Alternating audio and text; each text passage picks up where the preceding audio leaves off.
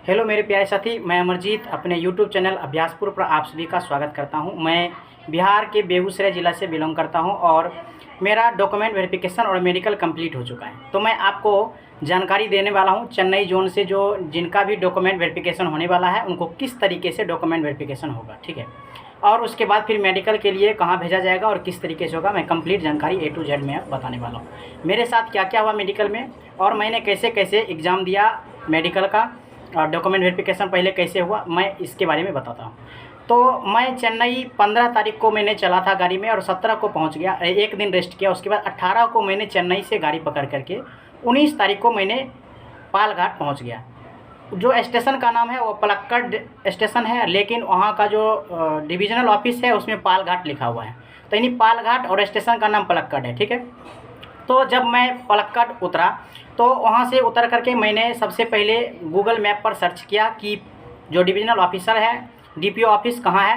तो गाड़ी वाले ने बताया कि यहाँ से 2-3 किलोमीटर की दूरी पर है। तो उन्होंने क्या किया, हमको घुमा करके ले गया और हमको डिविजनल ऑफिस के सामने उतार दिया। लेकिन आप लोगों को गाड़ी से नहीं जाना है, क्योंकि मैं इसमें जानकारी देने वाला हूँ। आप जो ही स्टेशन से उतरेंगे तो स्टेशन से उतरने के बाद आप जो एग्जिट गेट है उसके विपरीत साइड में उतरेंगे, यानी कि 1 नंबर प्लेटफॉर्म की ओर नहीं लेकर के दूसरे तरफ आपको उतरना है। और दूसरे तरफ उतरने के बाद सीधे सड़क से आपको चल देना है। सीधे सड़क जो है वह लगभग 500-700 मीटर की दूरी पर आपको डिविजनल ऑफिस मिल जाएगा। वहाँ जाने के बाद फिर हमने RPF, वहाँ पर उस दिन संडे था तो संडे को बंद रहता है।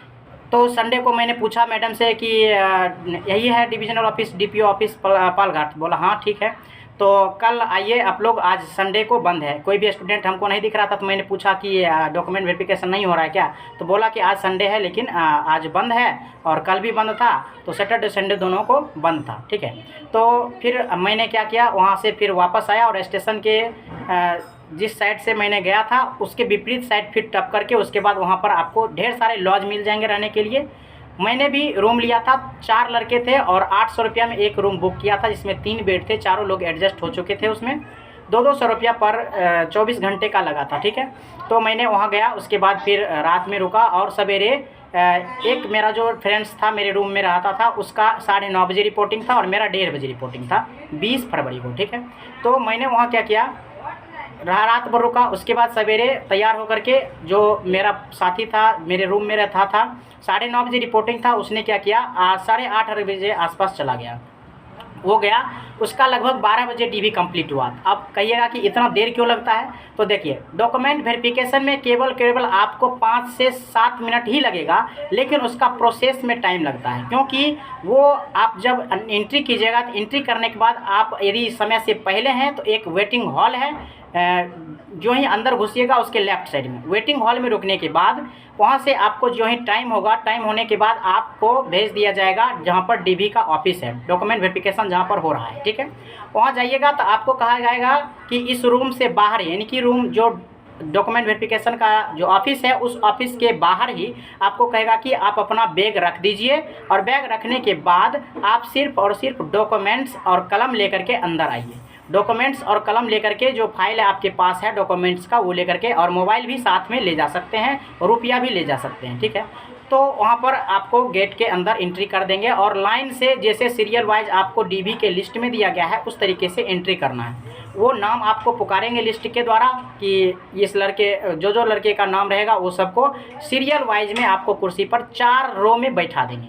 4 रो में बैठाने के बाद आपको फिर एक फॉर्म बांटेंगे। वहाँ पर 3-4 लड़कियां हैं जो कि उस ऑफिस में काम कर रही है, वो सारे आपको क्या करेंगे, दे देंगे, एक फॉर्म दे देंगे। और उस फॉर्म के सिर्फ ऊपर वाले 4 लाइन है उसमें नाम, आपका रोल नंबर और सिग्नेचर करना है और फोटो साटना है। इतना काम करने के बाद फिर आपको एक दूसरा फॉर्म दिया जाएगा और फॉर्म को गलत नहीं करना है। आपको वो बताएंगे कि कौन से चीज़ों को भरना है, कौन सा नहीं भरना है। फॉर्म गलत करने पर दूसरा फॉर्म नहीं मिलता है, इसीलिए सावधानीपूर्वक आपको यदि किसी भी प्रकार का कोई डाउट हो तो पहले ही पूछ लेना है कि सर इसमें क्या चीज़ डालना है, क्या भरे क्या नहीं भरे, ठीक है।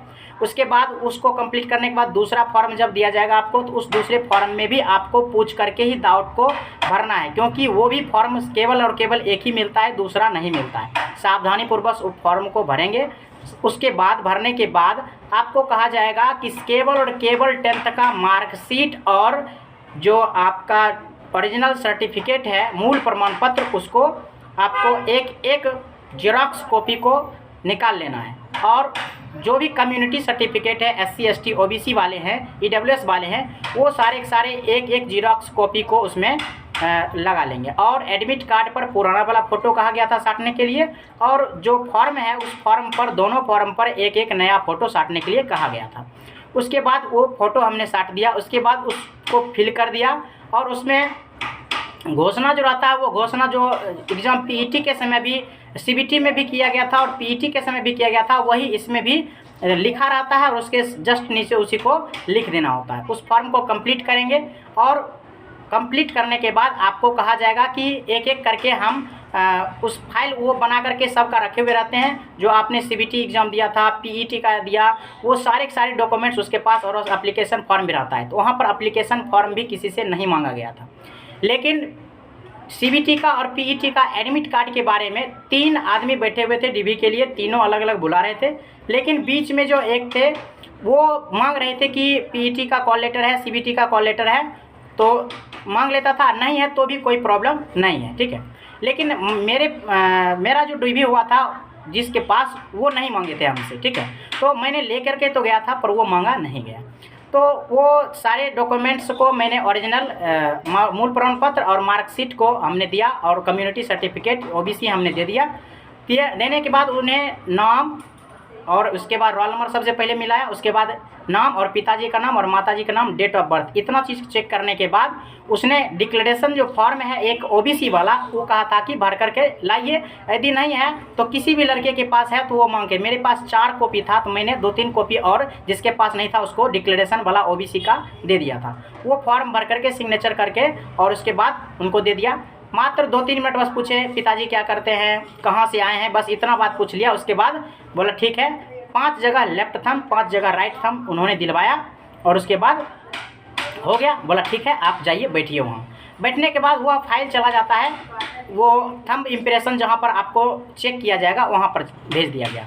उस फाइल को वहाँ ट्रांसफ़र करने के बाद उस फाइल में देखा गया, वहाँ पर पहुँचने के बाद फिर से नाम बुलाता था कि अमरजीत कुमार कहाँ है। तो फिर हम वहाँ से उठ करके जो जिस कुर्सी पर बैठे थे उसी पर वेट कर रहे थे कि मेरा नाम पुकारा जाएगा, फिर मैं वहाँ जाऊँगा।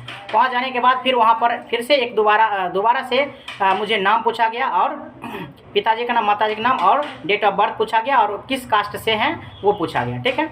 वो मिला लेने के बाद उसके बाद वहाँ पर से कंप्लीट कर देता है डॉक्यूमेंट वेरिफिकेशन। हाँ, एक बात छूट गया हमसे कि उसमें आइडेंटिफिकेशन मार्क्स जो आपने फ़ोटो और सिग्नेचर अपलोड किया है, वो फ़ोटो और सिग्नेचर अपलोड करने के बाद आइडेंटिफिकेशन मार्क्स यदि आप डाले हैं तो भी ना डाले हैं तो भी कोई फ़र्क नहीं पड़ता है, क्योंकि आइडेंटिफिकेशन मार्क्स, पहचान चिन्ह वो स्वयं डालते हैं।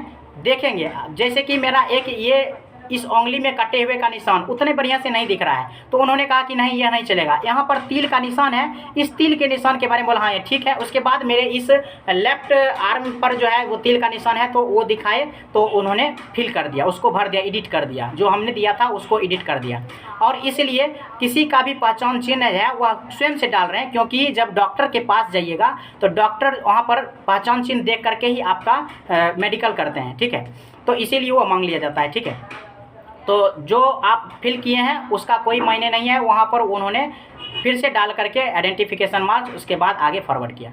तो उसके बाद वो डॉक्यूमेंट वेरिफिकेशन दूसरी जगह जब बुलाया गया था तो वो पूरे कंप्लीट कर दिए। वहाँ पर फिर 2 फोटो लगा था, यानी कि एक तो एडमिट कार्ड में लगा, 2 फॉर्म में लगा, और 2 फिर वहाँ लास्ट में जहाँ DB में पूछ रहा था हमको नाम पता, वहाँ पर फिर 2 फोटो मांगा गया। यानी कि कुल मिलाकर के आप 5 तो नए फ़ोटो लेकर के आइए, और कम से कम एक जो है वो पुराना जो एडमिट कार्ड में फ़ोटो वो लेकर के आइए, तो आपका कोई भी दिक्कत नहीं होने वाला है। उसके बाद वहाँ से कंप्लीट हो जाने के बाद फिर बोला गया कि फिर जाइए आप बैठिए, क्योंकि मेडिकल वाला वो पूरा मोहर वोहर मार करके मेडिकल तैयार करते हैं। तो उसके बाद लिस्ट आता है, वो प्रिंट निकाल करके देते हैं। तो उसमें मेरा जो मेडिकल का जो दिया हुआ था कि कहाँ गया, कौन सा सेंटर गया, तो उसमें लिखा हुआ था मैंगलुरु। तो मैंगलुरु कर्नाटका में आता है, वहाँ पर भेज दिया गया, जो कि पालघाट स्टेशन से, पलक्कड स्टेशन से 350 किलोमीटर की दूरी पर है कर्नाटका में। यानी कि आप केरल के समुद्र के इलाके से धीरे धीरे ऊपर चले गए, यानी कि आए थे चेन्नई, चेन्नई से गए केरल, और केरल से फिर चले गए कर्नाटक, यानी कि पूरे पूरब से लेकर के पश्चिम तक यात्रा करवा दिया, ठीक है। उसके बाद मैंने जब वहाँ तो हमको ये मेडिकल के लिए जो भेजा गया था बेंगलुरु, तो पहले बेंगलुरु नहीं भेजा गया। बोला कि आप 5 बज चुका था मेरा डॉक्यूमेंट वेरिफिकेशन में, बोला कि अभी ही आप जाइए यहाँ पर पालघाट में जो हॉस्पिटल है उस हॉस्पिटल में जाइए और वहाँ पर आप चेक करवाइए। वहाँ पर जाने के बाद मेरा 4 चेक हुआ। 4 चेक क्या हुआ, तो सबसे पहले मैंने ब्लड दिया, ब्लड यहाँ से निकाला गया। ब्लड यहाँ से निकालने के बाद फिर उसके बाद यूरिन के लिए एक डब्बा दे दिया गया, बोला कि आप पानी वानी अगर नहीं पिए तो पी लीजिए, उसके बाद यूरिन इसमें लेकर के आइए। तो वहाँ पर ब्लड पहले दिए, उसके बाद फिर यूरिन टेस्ट हुआ। ब्लड और यूरिन देने के बाद फिर कहा गया कि आप जाइए एक्सरे कराइए, फिर ईसीजी कराइए। तो एक्सरे हुआ, फिर उसके बाद ईसीजी हुआ, और एक्सरे और ईसीजी का रिपोर्ट जस्ट तुरंत दिया। और उसके बाद फिर वो जहाँ पर हम रजिस्ट्रेशन कराए थे मेडिकल में जाकर के, वहाँ जाकर के मैडम को फिर मैंने उस कागज़ को सबमिट कर दिया। तो उसके बाद उन्होंने पूछ लिया कि आपका जो है ये यूरिन टेस्ट, ब्लड टेस्ट और ईसीजी और ये चारों हो चुका है? बोले हाँ हो चुका है। बोला ठीक है बैठिए। वो रिसीविंग जो दिया गया था उसका ईसीजी का और इसका वो लेकर के रख लिए। फिर उसके बाद उन्होंने यूरिन टेस्ट और ब्लड टेस्ट वाले रिपोर्ट को मांगा, और उसके बाद मांगने के बाद उन्होंने एक लिफाफे में बंद कर दिया। और उसके बाद बोला क्या इसको आपको खोलना नहीं है, पूरे तरीके से उसमें साट दिया गया। और साटने के बाद फिर हमको भेज दिया गया, बोला कि आप सवेरे 8 बजे बेंगलुरु पहुंचिए हॉस्पिटल में, वहाँ पर हेल्थ यूनिट है स्टेशन के बगल। मतलब वो नहीं बताया कि हेल्थ स्टेशन के बगल में, सिर्फ बोला कि आप बेंगलुरु हॉस्पिटल चले जाइए। वहाँ जाने के बाद 8 बजे रिपोर्टिंग करना था। तो हमने रात में 11 बजे ट्रेन पकड़ा और 6 घंटे का रास्ता है, लगभग हम 6:10 में वहाँ पहुँच चुके थे। वहाँ पहुँचने के बाद मैंने सर्च किया कि रेलवे हॉस्पिटल कहाँ है, तो वहाँ पर एक आरपीएफ ने बताया कि जस्ट ये सीधे निकलो और ऊपर जो है थोड़ी दूर में। मैंने सर्च भी किया तो मात्र 300 मीटर के आसपास बता रहा था स्टेशन से, जो कि रेलवे हॉस्पिटल यूनिट था। यानी बहुत बड़ा हॉस्पिटल नहीं था, वो एक छोटा सा हॉस्पिटल था, जिसमें कि ब्लड टेस्ट के लिए और यूरिन टेस्ट के लिए और ईसीजी और एक्सरे का विशेष व्यवस्था नहीं था। इसीलिए चारों टेस्ट पालघाट डिवीज़न में ही हमको करवा दिया गया। उसके बाद हमको वहाँ पर रेफ़र कर दिया गया। वहाँ जाने के बाद फिर हमने वेट किया 2 घंटे, 6 बजे पहुँच चुके थे। तो 8 बजे हम लोगों ने अंदर गया। अंदर जाने के बाद हमको सिर्फ फिर से लाइन में बैठा दिया गया वहाँ पर मेडिकल के लिए, और बोला गया कि अपना अपना एक एक करके जो रोल नंबर उसके पास भेजा गया था, यहाँ पालघाट से भेजा गया था, जो वही सीरियल वाइज के अनुसार ही वहाँ पर मेडिकल का रजिस्ट्रेशन हो रहा था। तो आधार कार्ड लेकर के उन्होंने बुला रहा था, और उसके बाद उसमें कंप्यूटर के सामने बोल रहा था कि जो भी चीज़ हम टाइप करेंगे इसमें देख लीजिएगा कहीं पर स्पेलिंग मिस्टेक नहीं है। तो हमने वहाँ पर अपने से खड़ा होकर के सभी स्टूडेंट अपना पूरा डिटेल्स, नाम, पिताजी का नाम, डेट ऑफ बर्थ और आपका एड्रेस, पिन कोड जो भी है डालना, वो सब फिल कर दिया। वो फिल करने के बाद रजिस्ट्रेशन हो गया। एक एक करके टोटल लगभग 20-22 लड़के थे वहाँ पर। सभी का हो जाने के बाद उसके बाद बोला गया कि ठीक है अब हम आप लोगों को बीपी चेक के लिए बुला रहे हैं, और आप लोग एक एक करके रजिस्ट्रेशन वाइज बुलाएंगे और आते रहिएगा। तो एक एक करके रजिस्ट्रेशन वाइज वहाँ पर बुलाया गया, और वहाँ पर बुलाने के बाद बीपी सभी का चेक करने के बाद उसके बाद लगभग 9:30 बज चुके थे। 9:30 बजने के बाद उसके बाद बोला गया कि ठीक है अब आप लोगों को मेडिकल के लिए तैयार रहना है, मेडिकल अब अंदर डॉक्टर साहब के पास जाना है। तो फिर रजिस्ट्रेशन में मेरा तीसरा स्थान था, यानी कि 2 लड़का हमसे आगे हुआ था, उसके बाद मेरा मेडिकल होने वाला था। तो उसके बाद वो लड़का गया अंदर। अंदर जाने के बाद 15-16 मिनट के बाद फिर वो बाहर निकला, और उससे बहुत से लड़के को पूछने के लिए उत्सुक था कि क्या क्या हुआ अंदर। तो वहाँ पर जो मैडम थी वो बता दी कि आपका हो गया है, आप लेकर के बाहर यानी कि निकल जाइए, इस ऑफिस से बाहर निकल जाइए, वेट कीजिए, थोड़ी देर के बाद हम आपको बुलाएंगे। तो उसने बाहर चला गया, किसी से बात करने उसको नहीं दिया गया कि अंदर क्या क्या हुआ। तो बाहर चला गया लड़का, तो बहुत से लड़के का कांटेक्ट में था, तो उसने क्या किया, फ़ोन करके पूछा कि बताओ क्या क्या हुआ अंदर। तो वो बता नहीं रहा था क्योंकि उसको मना किया गया था, ठीक है।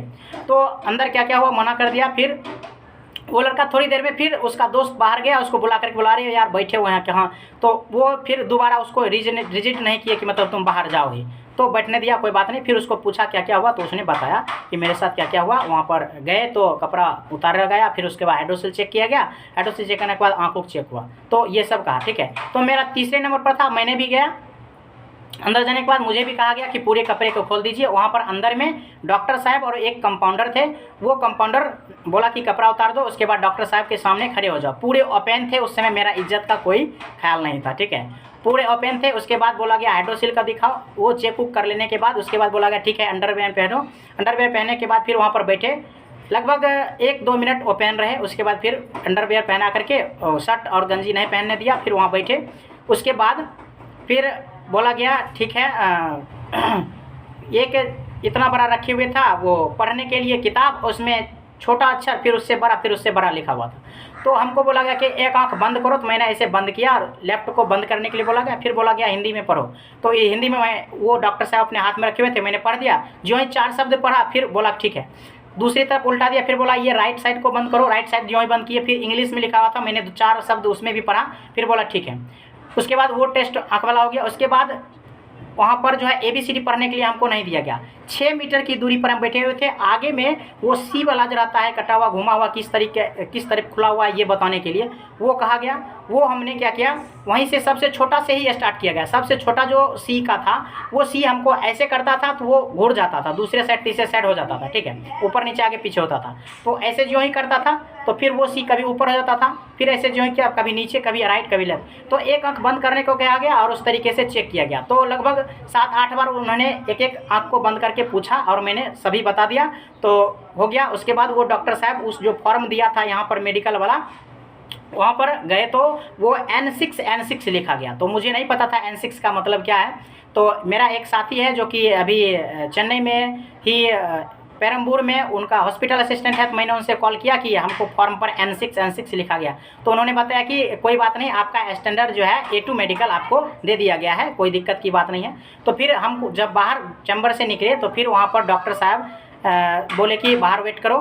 फिर बाहर मैडम जो थी वो बोली कि ठीक है तुम्हारा हो गया है और तुम अब जा सकते हो। बोले कि मैं घर जा सकता हूँ या फिर कहीं और रिपोर्ट करना है? बोला नहीं है, अब आप घर जा सकते हैं। तो घर हमने क्या किया, वहाँ से फिर हमने स्टेशन आया और फिर वहाँ से ट्रेन पकड़ा और चला आया। तो इस तरीके से मेरा कंप्लीट हो गया डॉक्यूमेंट वेरिफिकेशन और मेडिकल। तो आपको ये ध्यान रखना है कि डॉक्यूमेंट वेरिफिकेशन में किसी भी प्रकार का कोई दिक्कत नहीं। हाँ, उसके साथ एक लड़के का क्या था इशू कि एक लड़का जो है सो OBC बना करके नहीं गया था, लेकिन उसने UR का कट ऑफ पार कर चुका था। तो उसने जिद करने लगा कि नहीं, ऐसा नोटिफिकेशन में दिया गया है कि यदि आप UR के मार्क्स को पार करते हैं तो आपको UR काउंट किया जाएगा, उस तरीके से ट्रीट किया जाएगा। लेकिन वहाँ पर बोल रहा था कि नहीं, OBC हमको चाहिए ही चाहिए, विदाउट OBC आपका नहीं होगा। तो बाद में वो सीनियर से फ़ोन लगा करके वो DV वाले पूछते थे कि क्या ये लोग जैसो UR क्रॉस किए हैं तो क्या इसका मैं ले लूँ डॉक्यूमेंट्स? तो बोल रहा था कि नहीं लेना है। फिर लेकिन 3-4 बार करने के बाद बोला गया कि आपके पास कोई भी बना हुआ ऑनलाइन भी है तो आप जमा कर दीजिए। तो ऑनलाइन वो उसके पास ना CO लेवल का बना हुआ था OBC, लेकिन उसने फॉर्मेट पर नहीं बनाया था